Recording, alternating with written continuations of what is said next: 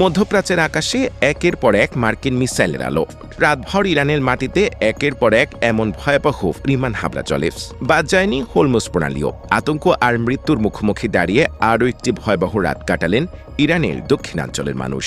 মার্কিন বাহিনীর সর্বশেষ হামলায় লক্ষ্যবস্তু করা হয়েছে ইরানের কমান্ড সেন্টার, আকাশ প্রতিরক্ষা ব্যবস্থা, ক্ষেপণাস্ত্র ও ড্রোন স্থাপনা এবং উপকূলীয় নজরদারি কেন্দ্র। যুক্তরাষ্ট্রের সেন্ট্রাল কমান্ড বা সেন্টকম জানিয়েছে তাদের এই অভিযান সফলভাবে সম্পন্ন হয়েছে। হরমুজ প্রণালীর সবচেয়ে বড় দ্বীপ কেশমে একাধিক বিস্ফোরণের খবর পাওয়া গেছে। পাশাপাশি আব্বাস, তিরিক, জাবাহার, ওনারাত ও রাস্ক বন্দরেও হামলার ঘটনা ঘটেছে। রাজধানী তেহরান থেকে প্রায় 490 কিলোমিটার দূরের খোরামাবাদেও বিস্ফোরণের শব্দ শোনা গেছে।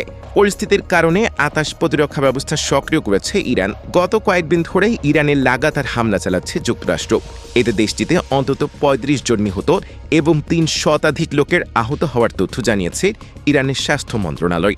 এদিকে ইরানের ইসলামী বিপ্লবী গার্ড বাহিনী বা আইআরজিসি দাবি করেছে দক্ষিণ পশ্চিমাঞ্চলের আন্দিমেস্ত শহরের আকাশে একটি মার্কিন MQ-9 ড্রোন শনাক্ত করে ভূপাতিত করা হয়েছে।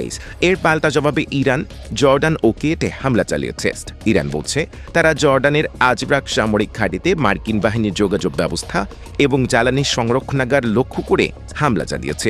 অন্যদিকে কুয়েতের আলী আল সালেম বিমান ঘাঁটিতে থাকা মার্কিন সেনাদের সমাবেশ স্থল ও রাডার ব্যবস্থার কাছে হামলা চালানো হয়েছে।